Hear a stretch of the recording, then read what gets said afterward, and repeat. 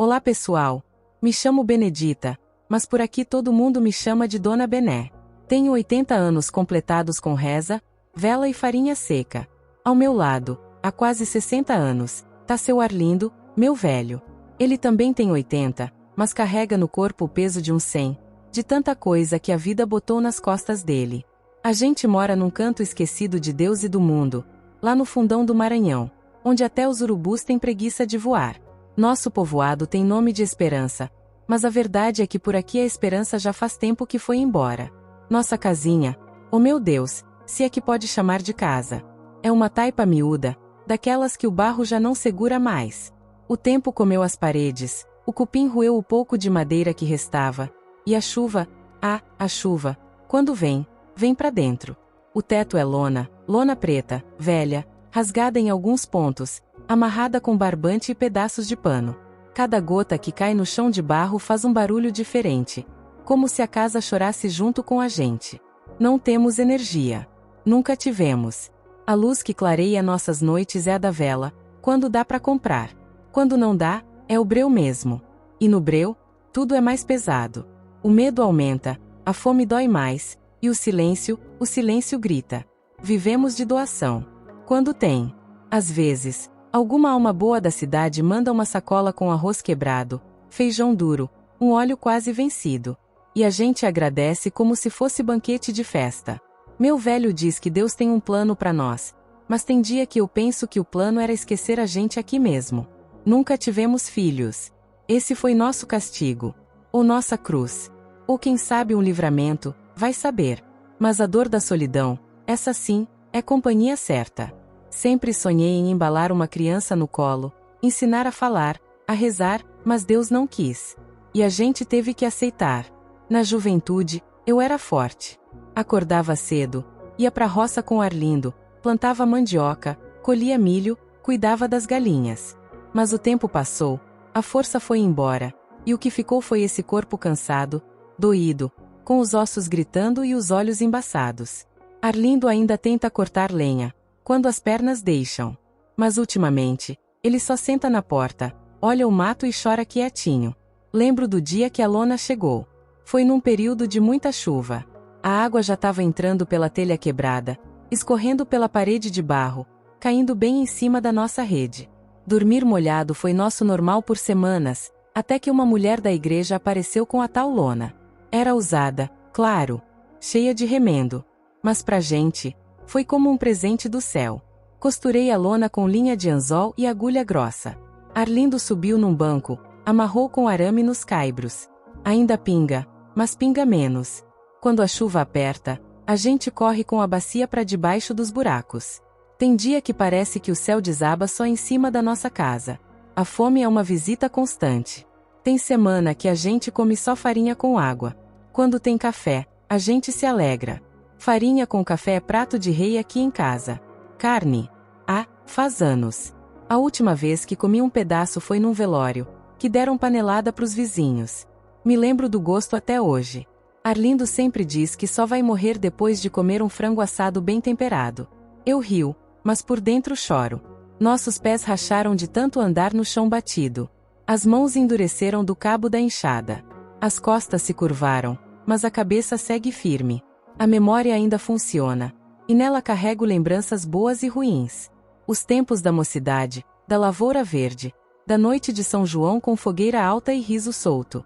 Mas também me lembro da seca de 82, do ano em que perdemos tudo, da enchente que levou nossa primeira casa. E agora, essa lona. O povo da cidade às vezes vem aqui, tira foto, pergunta nossa idade, grava com celular. Dizem que vão ajudar. Ajudam por uns dias. Depois somem. Acho que usam nossa miséria para ganhar curtida. A saúde. Essa é outra novela. Arlindo tem problema no pulmão. Vive tossindo, cansado. Eu tenho a pressão alta e um reumatismo que me tira o sono. Médico só na cidade, mas ir até lá é luxo. A estrada é de barro e leva 3 horas a pé. E quem aguenta? Nossos remédios são folha de mato, benzedeira e fé. E às vezes nem isso resolve. Tem dia que eu acordo e penso: será que hoje é o dia que Deus me chama? E se for, será que Ele me acha aqui nesse fim de mundo? Será que Ele lembra da gente? Mas aí olho pro lado e vejo Arlindo. Mesmo cansado, ele ainda me dá um sorriso. Às vezes fraco, às vezes só com o olhar. Mas é ali que me seguro. Se ele ainda respira, eu também respiro. E juntos vamos levando, um dia após o outro, como quem rema sem saber onde vai dar. Os vizinhos mais novos foram embora. A juventude não quer mais viver aqui. E eu entendo. Aqui só tem sofrimento. Ficamos só nós dois, na companhia das galinhas magras, do mato crescendo e dos dias iguais. Mas, ainda assim, resistimos. Não sei até quando. Mas resistimos.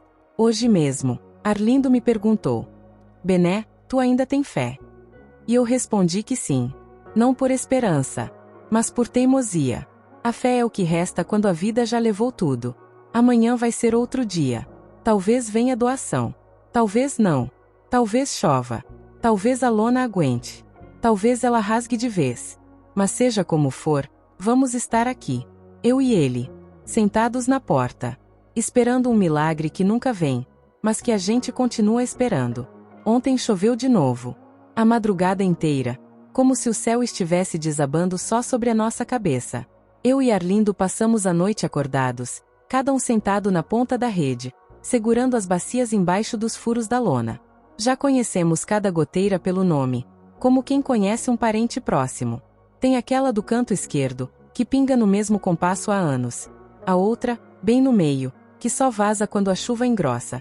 E aquela nova, que abriu mês passado, depois de uma ventania forte que rasgou mais um pedaço da lona. A água escorre pelas paredes de barro e forma poças no chão. Nosso fogareiro, que fica num cantinho da cozinha, amanheceu alagado. Não deu nem para esquentar a água do café. Arlindo olhou para mim, calado, com aquele olhar de quem já não espera mais nada, só espera o tempo passar. Ele suspirou fundo e foi sentar na porta, como sempre faz quando a tristeza pesa demais.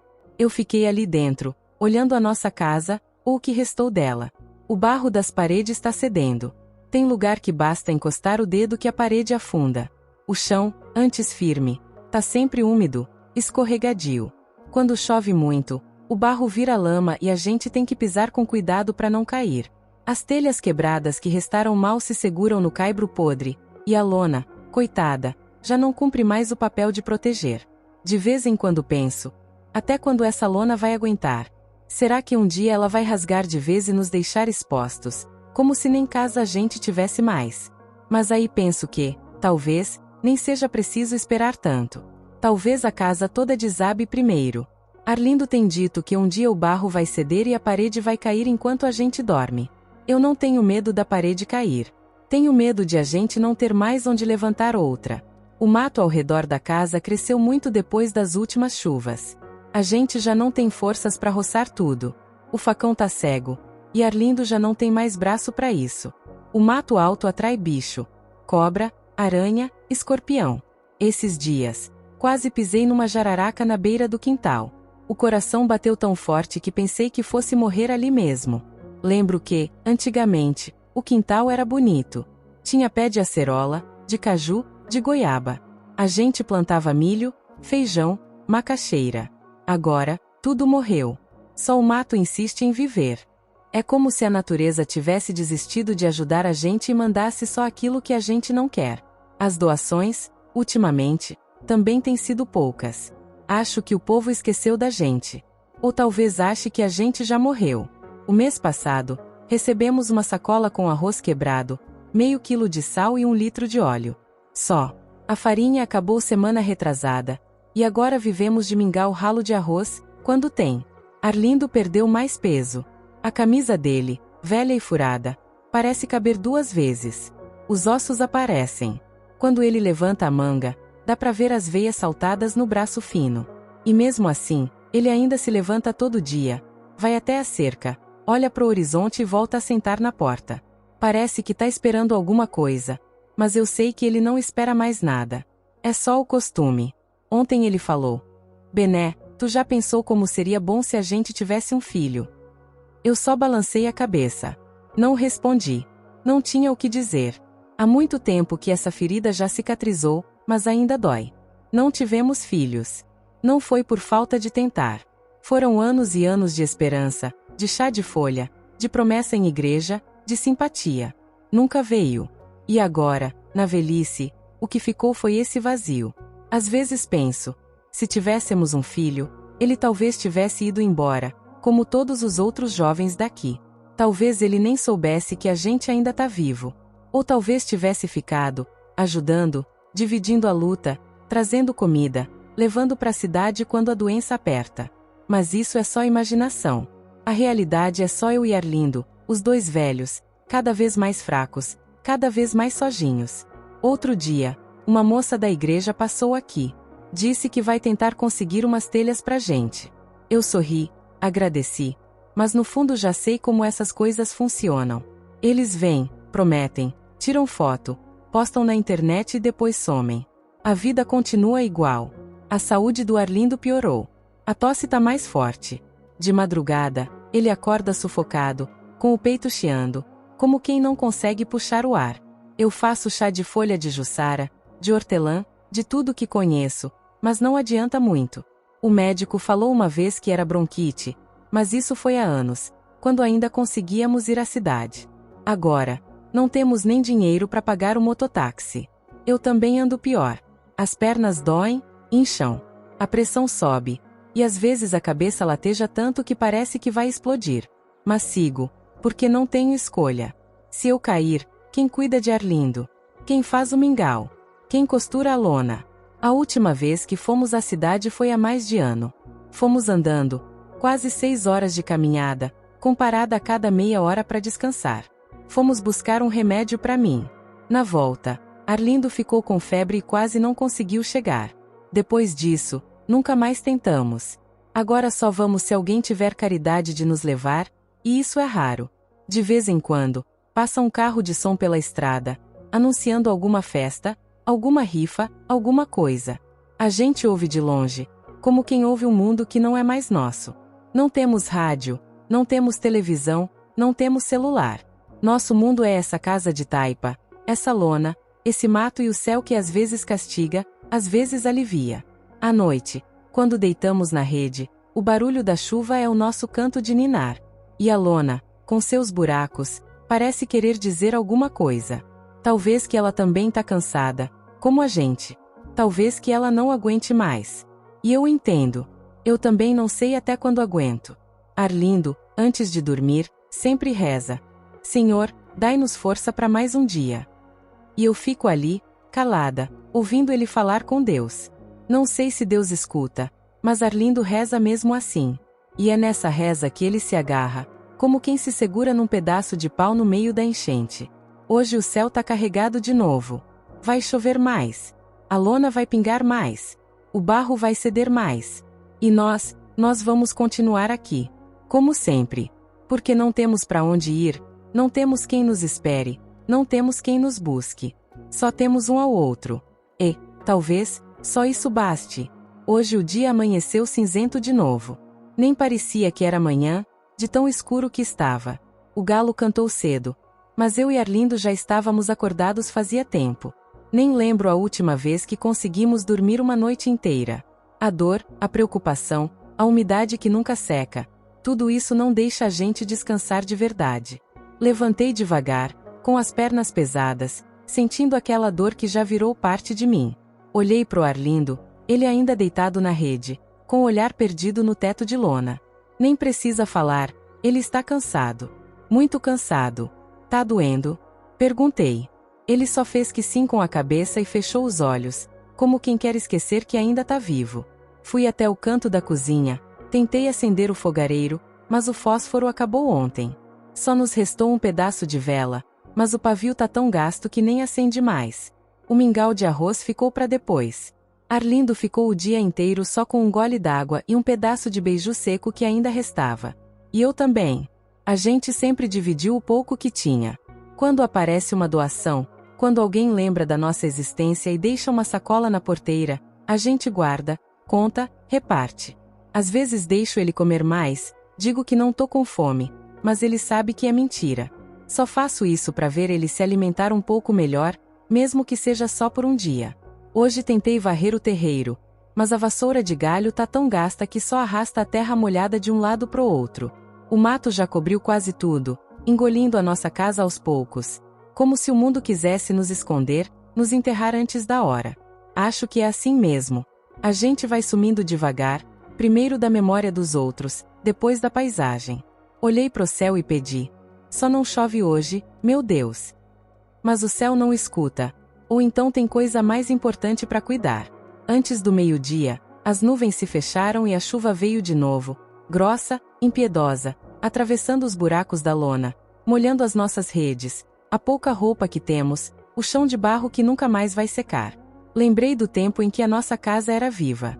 Lembro bem, uns 30 anos atrás, quando ainda conseguíamos trabalhar, quando Arlindo ainda cuidava da roça, quando eu criava galinha e tinha um plantio pequeno de mandioca. A gente se orgulhava do que tinha, mesmo que fosse pouco.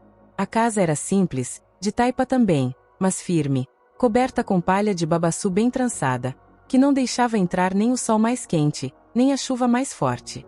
Tinha dia de festa, tinha dia de colheita, dia de matar galinha, dia de fazer pamonha com o milho que a gente mesmo plantava. Hoje não tem mais nada disso. Só dia de espera. Espera pela chuva passar, espera pelo corpo parar de doer, espera pela ajuda que não vem, espera pela vida terminar. Ontem Arlindo me perguntou se eu lembrava do dia do nosso casamento. Como esquecer? Foi ali mesmo, debaixo do pé de jatobá que tinha na entrada da vila. O padre veio de longe, montado num burro, e celebrou para nós e meia dúzia de vizinhos. A festa foi simples, mas foi linda. Lembro que vesti uma saia branca que minha mãe costurou e uma blusa azul que ganhei de uma comadre. Arlindo veio de camisa de linho, tão bonito, parecia até que brilhava no sol. Agora, ele tá ali, na rede, encolhido, com os pés inchados, a pele fina e manchada, o rosto fundo de quem já chorou mais do que devia. Ele falou: Bené, se eu for primeiro, tu promete que não fica sozinha muito tempo. Fingi que não ouvi. Não gosto quando ele fala essas coisas. Não quero nem pensar nessa possibilidade. Sempre fomos só nós dois. Se ele for, eu fico o quê? Nem sei. Depois ele continuou. Tu lembra daquele dia que a gente pegou aquele temporal voltando da feira? Lembrei sim. Como esquecer? Foi há muitos anos, mas parece que foi ontem. A gente foi vender umas galinhas na cidade vizinha e, na volta, o céu virou de um jeito que nunca mais esqueci. A água caía em baldes e a estrada virou um rio. A gente se abrigou debaixo de um pé de manga, abraçados, rindo, como se aquilo fosse a maior aventura do mundo. Hoje, a gente já não ri mais de temporal. A gente teme. Porque a nossa lona não segura, o barro não aguenta, e o corpo também não. De tarde, quando a chuva deu uma trégua, Arlindo tentou ir até o chiqueiro velho, onde antigamente criávamos uns porquinhos. Não tem mais nada lá, só a cerca caída e o mato tomando conta. Mas ele disse que queria ver se achava uns pedaços de madeira para reforçar a parede da casa. Foi, arrastando os pés, levando quase uma hora para percorrer uns 100 metros. Voltou com 3 pedaços de pau podre e sujo de cupim. Tentou encaixar na parede que tá rachando, mas o barro tá tão mole que não segura nada. Ficou lá parado, olhando, depois sentou na pedra e ficou só respirando, como quem não tem mais forças nem para desistir. Quando ele voltou para dentro, perguntei: E aí, melhorou? Ele só respondeu: tá tudo acabando, né? Não soube o que dizer. Só sentei do lado dele e segurei sua mão. A mão dele tá fria, fina, cheia de manchas. Olhei pro redor e pensei: sim, tá tudo acabando. O mato cobre a roça, a parede cede, a lona rasga, o corpo dói, a memória falha. Só a tristeza permanece inteira, como se fosse a única coisa que a vida garantiu para nós. Às vezes penso: por que Deus nos deixou chegar até aqui desse jeito? Será que é para provar alguma coisa? Será castigo ou só esquecimento? Não sei. Só sei que estamos aqui, resistindo. Hoje, no fim da tarde, passou um menino da vila, filho de uma vizinha distante. Veio avisar que semana que vem vão distribuir umas cestas básicas na igreja. Pediu pra gente ir lá buscar. Agradeci, mas sei que não temos como ir. Fica a mais de 10 quilômetros daqui, estrada de chão, cheia de lama e atoleiro. Como que eu e Arlindo vamos até lá? Nem de bicicleta, quanto mais a pé. O menino olhou pra gente com um olhar estranho, meio de pena, meio de medo. Como quem vê um retrato do que não quer ser quando crescer. Quando ele foi embora, Arlindo me olhou e falou: Bené, a gente tá virando lenda. O povo fala da gente como quem fala de assombração. Os dois velhos da casa de taipa. Eu sorri, meio triste, meio conformada. Acho que ele tem razão. De noite, o frio apertou. A gente se cobriu com o único cobertor que ainda temos, todo furado e com cheiro de mofo. Eu encostei nele, ele me abraçou, e assim ficamos, ouvindo o som da chuva voltando, do vento batendo na lona, e do barro cedendo mais um pouco. Antes de dormir, ele rezou, como sempre: Senhor, protege-nos mais uma noite. E eu pensei, sem falar: mais uma noite, mais uma chance, mais um fardo. Assim seguimos, dia após dia, esperando que, de alguma forma, a manhã seguinte seja um pouco menos dura. Mas no fundo, eu sei, o tempo só pesa mais. Hoje eu acordei com o cheiro de terra molhada mais forte do que nunca. O chão ao redor da nossa casa está cada vez mais encharcado e afundando devagar, como se a própria terra estivesse desistindo de nos sustentar. Arlindo demorou a levantar da rede. Tossiu a madrugada inteira, um chiado seco e cansado, que me cortava o peito a cada vez que ouvia. Levantei sozinha, mais pela força da rotina do que por vontade. Fui até a porta da frente, abri a lona com cuidado, para não rasgar mais ainda o que já tá todo esburacado, e vi que o mato cresceu de novo. Ele sempre cresce, mais rápido do que nossas forças conseguem conter. A cerca tá praticamente encoberta e, daqui de onde olho, nem parece que ali já teve um quintal arrumado, com galinhas ciscando e a gente colhendo limão para fazer refresco. Pisei no barro com cuidado, mas mesmo assim afundei até o tornozelo. A água tá invadando por baixo das paredes de taipa, amolecendo tudo. Quando a gente construiu essa casa, muitos anos atrás, nunca imaginamos que o fim seria assim. O chão engolindo o que a gente ergueu com tanto esforço, com tanto amor. Voltei para dentro, olhei pro Arlindo, ainda deitado. Fui até ele, passei a mão no rosto dele, que tá cada vez mais magro e enrugado, a pele fina, quase transparente. Ele abriu os olhos e tentou sorrir, mas a tosse não deixou. Tá pior? Perguntei, mesmo sabendo a resposta. Ele apenas assentiu, respirando fundo, como quem quer puxar mais vida, mas só consegue trazer dor. Me sentei ao lado dele e, em silêncio, fiquei lembrando das nossas andanças de antigamente. Lembrei de quando a gente ia até a cidade vizinha, caminhando horas, só para comprar um pedaço de carne ou um tecido novo para eu costurar. Lembrei das festas de São João, quando dançávamos quadrilha na praça, ele com o chapéu de palha e eu com meu vestido de chita colorido. Agora, nem andar direito a gente consegue. Os joelhos inchados, os pés rachados, e a respiração curta. O corpo não responde mais. Só dói. A última visita que recebemos foi há uns 2 meses. Uma moça do serviço social, que veio avisar que tinha uma lista para pegar auxílio, mas que a gente precisava ir até a cidade assinar os papéis. Como? Como que 2 pessoas como nós, sem força nem transporte, iam conseguir? Expliquei para ela, mas acho que não adiantou. Ela fez uma anotação num caderno e foi embora, dizendo que voltava, mas nunca mais voltou. A esperança é assim, vem, promete, vai embora e nunca mais dá notícia. Arlindo, deitado, falou: Bené, tu lembra quando a gente sonhava em ter filho? Apertei a mão dele, e ele apertou de volta, bem fraquinho. Como esquecer?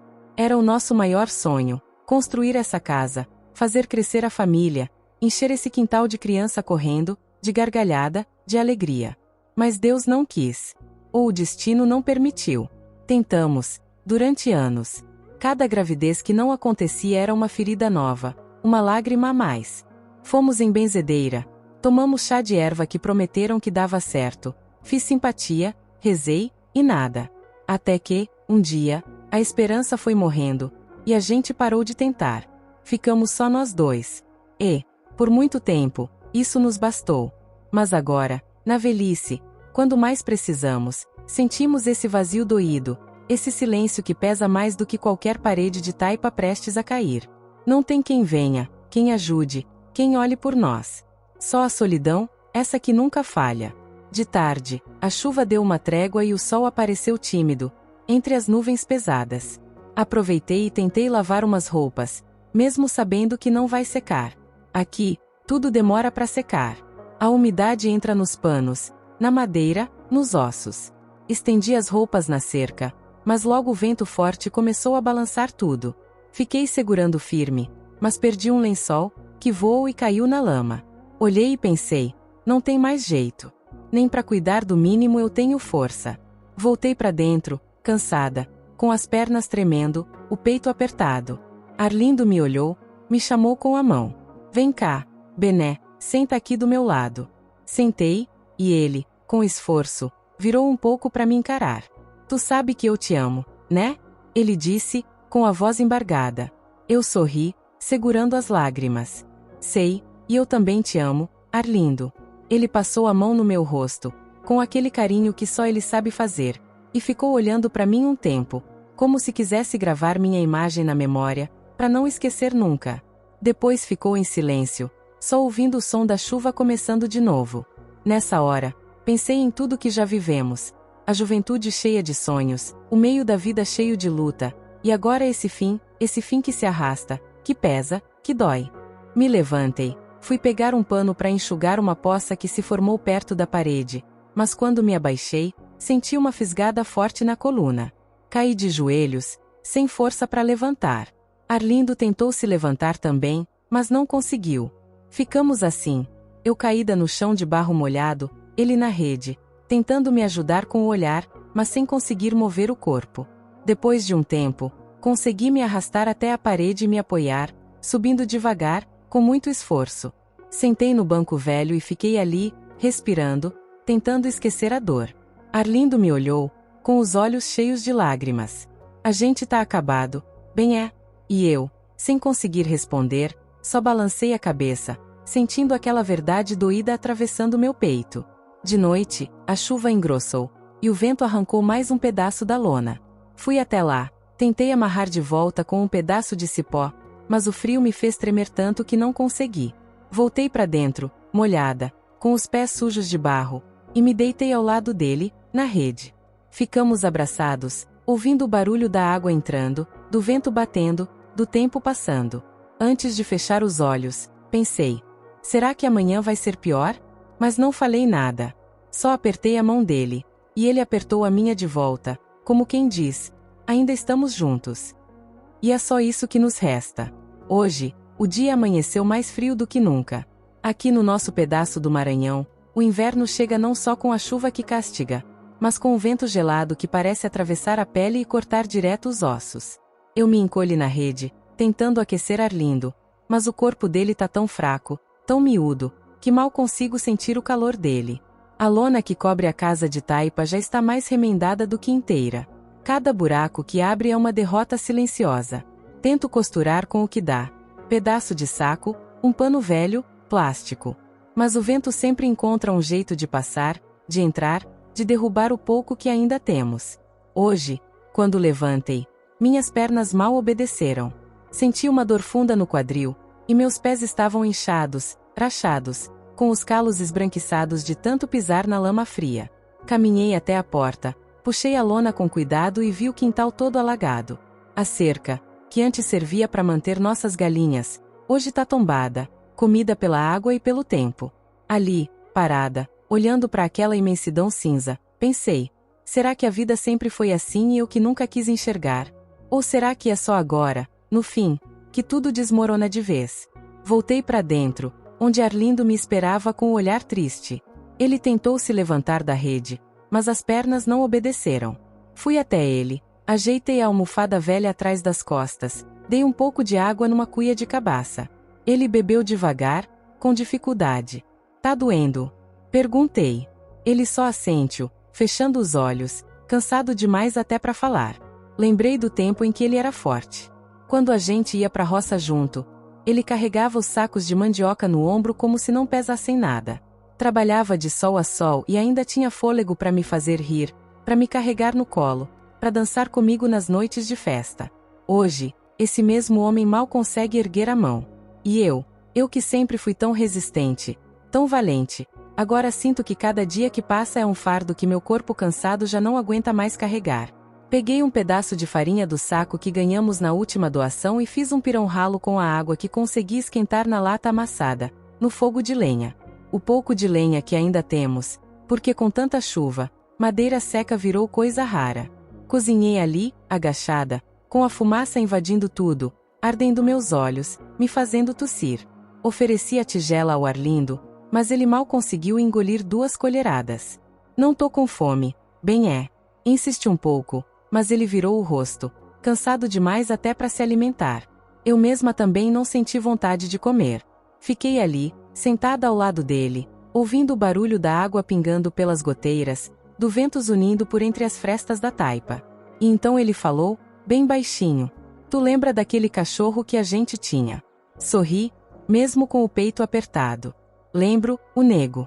E começamos a recordar, como sempre fazemos quando a tristeza ameaça nos afogar. O Nego foi o companheiro que tivemos por anos. Apareceu aqui, ainda filhote, magro, com as costelas aparecendo.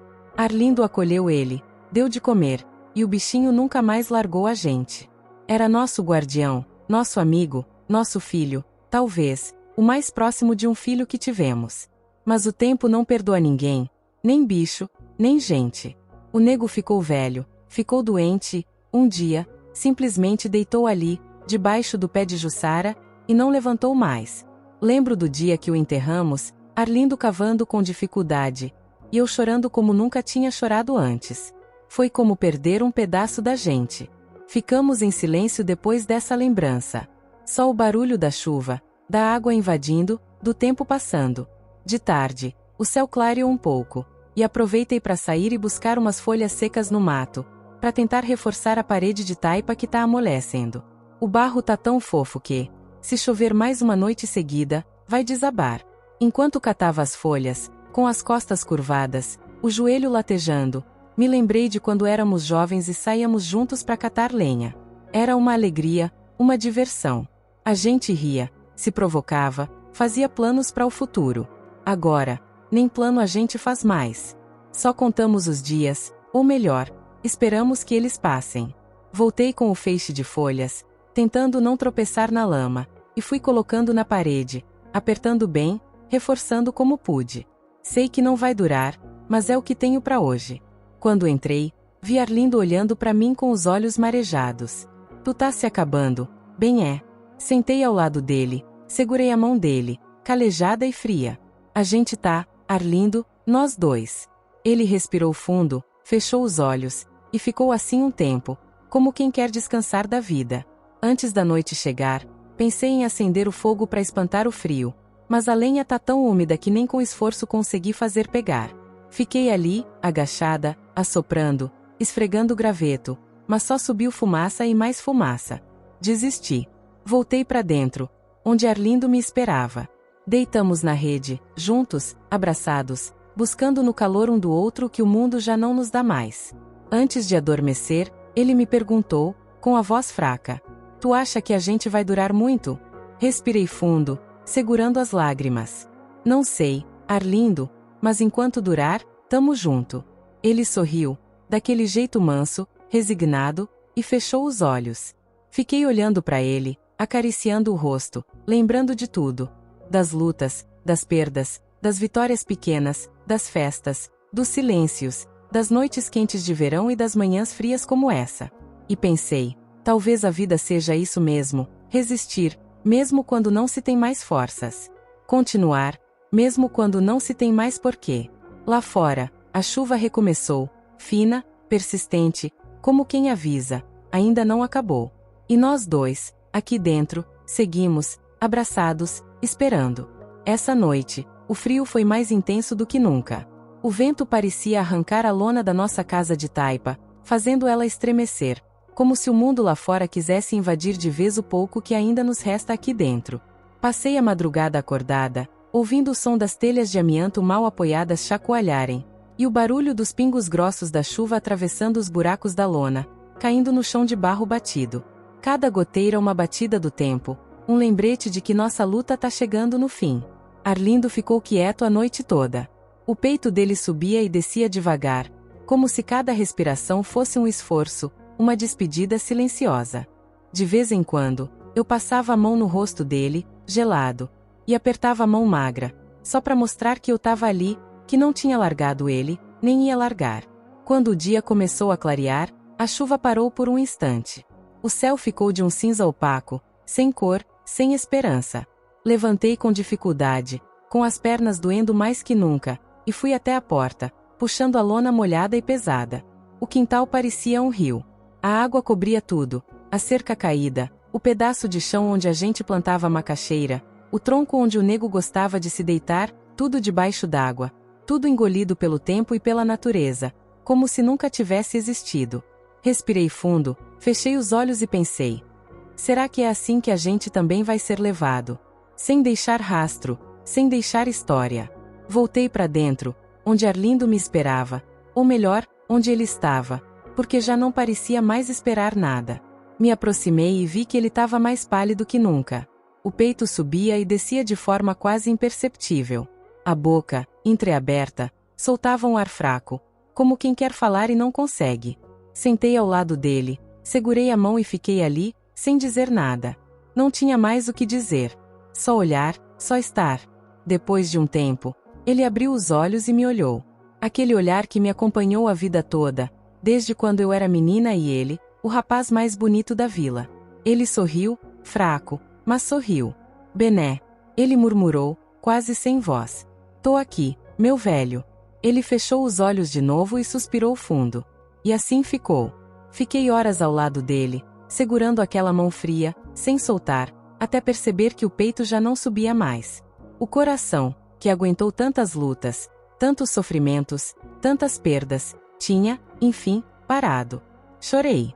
Chorei baixinho, porque nem força para chorar alto eu tinha. As lágrimas desceram pelo rosto enrugado, misturadas com a água da chuva que pingava pelas goteiras. O homem que dividiu a vida inteira comigo tinha ido embora. E eu fiquei.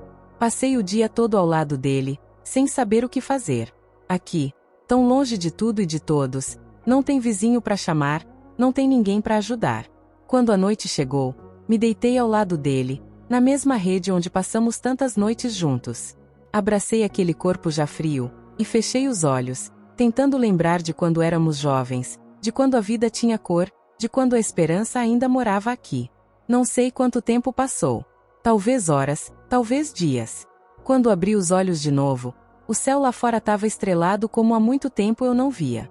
A chuva tinha dado trégua, e a noite estava silenciosa, como se o mundo inteiro tivesse parado para respeitar nosso luto. Levantei com dificuldade, com o pouco de força que ainda me restava, arrastei o corpo dele até debaixo do pé de Jussara, onde ele sempre gostava de sentar nas tardes de calor. Peguei a enxada velha e, entre pausas e lágrimas, fui cavando a terra encharcada, cada vez mais fundo, até conseguir abrir uma cova digna. Deitei ele ali, com o mesmo cuidado que sempre tive quando ajeitava ele na rede, quando cuidava dos ferimentos, das dores, da velhice que chegou cruel. Cobre ele com a terra, devagar, pedindo perdão a cada punhado, como quem não quer se despedir, mas sabe que precisa. Depois, sentei ali, ao lado do túmulo improvisado, e fiquei olhando pro céu, pensando: e agora? O que é que eu faço? Voltei para dentro de casa, ou do que sobrou dela, e me sentei na beira da cama de madeira que Arlindo fez há mais de 50 anos. O vazio ali dentro era insuportável. Naquela noite, o silêncio foi tão grande que parecia gritar. Nos dias seguintes, tentei seguir. Fui buscar água no poço, mas minhas pernas já não obedeciam. O pouco de comida que ainda tinha acabou, e eu não tinha forças nem para pedir ajuda. As visitas das doações pararam há meses, e a estrada que passa aqui na frente já quase nem existe mais, tomada pelo mato e pela lama. Passei a maior parte do tempo deitada na rede, olhando para a parede de taipa, vendo as frestas por onde a luz do sol entrava, criando desenhos tortos no chão. Comecei a falar sozinha, chamando pelo Arlindo, lembrando das nossas histórias, das nossas brigas bobas, das noites de São João dançando ao redor da fogueira, das plantações de milho que a gente perdeu nas secas, das crias de porco que vendemos para comprar a lona que hoje cobre nossa casa. Lembrei de tudo, de cada detalhe, de cada olhar. E, aos poucos, fui sentindo o corpo enfraquecer, como se a alma fosse se esvaindo junto com as lembranças. Uma tarde, enquanto o sol queimava lá fora e a fumaça da queimada invadia o casebre, fechei os olhos e pensei: será que agora é a minha vez? Senti um calor estranho no peito, uma paz que há muito tempo eu não sentia. E, No meio desse calor, me veio a imagem do Arlindo, jovem, forte, me chamando lá do outro lado da cerca, pedindo para eu largar tudo e ir com ele pro mundo. E eu fui. Assim como agora, eu sinto que tá na hora de ir de novo. Fechei os olhos, respirei fundo e deixei o tempo me levar. Não sei quanto tempo se passou desde então. Dizem que, tempos depois, um grupo de voluntários da cidade vizinha veio até aqui, trazido pela notícia de que havia um casal de velhos vivendo isolado, em extrema pobreza. Encontraram a casa de taipa caída, engolida pelo mato. Encontraram os restos da rede, os utensílios de barro, as roupas poídas. Encontraram também, debaixo do pé de juçara, uma cruz improvisada, feita com 2 pedaços de madeira amarrados com cipó. E, ali perto, o meu corpo, já sem vida, deitado na rede, com um sorriso tranquilo no rosto. Ninguém sabe ao certo nossa história. Só sabem que vivemos aqui, que resistimos até o fim, que amamos até o último suspiro. Talvez, quem escutar essa narrativa, ache que nossa vida foi triste demais. E foi. Mas também foi cheia de amor, de parceria, de companheirismo. E, no fim das contas, talvez seja isso que importa. Ter alguém para segurar a tua mão, mesmo quando tudo ao redor desaba.